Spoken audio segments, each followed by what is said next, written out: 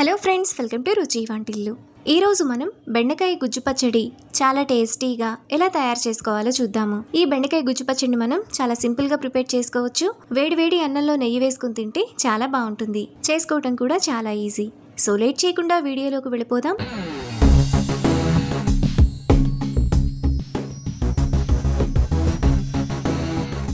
ముందుగా బెండకాయ పచ్చడి చేసుకోవడానికి ఒక స్టీమ్ ప్యాన్ తీసుకుని అందులో 2 గ్లాసులు నీళ్లు పోసుకోవాలి. ఇప్పుడు ప్లేట్ పెట్టుకొని అందులో 1/2 కిలో బెండకాయలను 3-4 సార్లు బాగా కడిగి పైన మొదలను తీసేసి వేసుకోవాలి. ఇప్పుడు మూత పెట్టుకొని స్టవ్ మీద పెట్టి 10 నిమిషాల పాటు మీడియం ఫ్లేమ్లో ఉడకనివ్వాలి. 10 నిమిషాల తర్వాత బెండకాయలు మనకు ఈ విధంగా బాగా మెత్తగా ఉడికిపోతాయి. ఇప్పుడు స్టవ్ ఆఫ్ చేసుకొని చల్లారనివ్వాలి. బెండకాయలు చల్లారే లోపల స్టవ్ మీద మరో ప్యాన్ పెట్టుకొని అందులో 1 టేబుల్ స్పూన్ ఆయిల్ వేసుకోవాలి.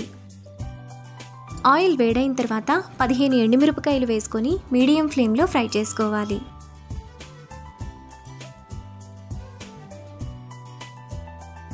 ఎండుమిరపకాయలు నల్లగా అయిపోకుండా ఈ విధంగా ఫ్రై చేసుకోవాలి. ఇప్పుడు ఎండుమిరపకాయలను ఒక ప్లేట్లోకి తీసుకొని పక్కన పెట్టుకోవాలి.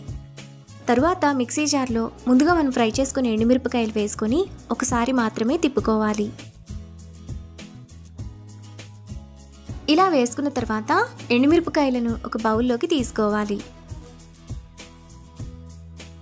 ఇప్పుడు ముందుగా మనం ఉడికించిన బెండకాయలు,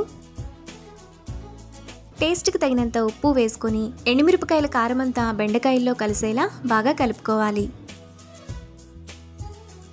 ఇలా కలుపుకున్న తర్వాత అందులో చిన్న నిమ్మకాయ సైజ్ అంత చింతపండు రసం, సన్నగా తరిగిన 2 ఉల్లిపాయలు వేసుకొని బాగా కలుపుకోవాలి.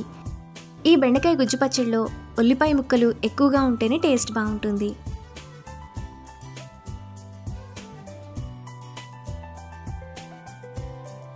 ఇలా కలుపుకున్న తర్వాత లాస్ట్లో ఎండుమిరపకాయలను ఫ్రై చేసుకున్న ఆయిల్ ఉంటే పచ్చడిలో వేసుకొని కలుపుకోవాలి.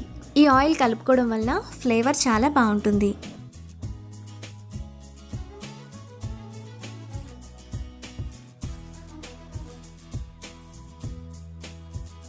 మనకు చాలా టేస్టీగా బెండకాయ గుజ్జు పచ్చడి రెడీ అయిపోయింది. ఇప్పుడు ఈ పచ్చడిని వేడి అన్నంలో నెయ్యి వేసుకుని సర్వ్ చేసుకుంటే ఎంతో టేస్టీగా సింపుల్గా చేసుకునే బెండకాయ గుజ్జు పచ్చడి రెడీ. ఈ రెసిపీని మీరు కూడా ట్రై చేసి మీకు టేస్ట్ ఎలా కుదిరిందో నాకు కామెంట్స్లో షేర్ చేయండి.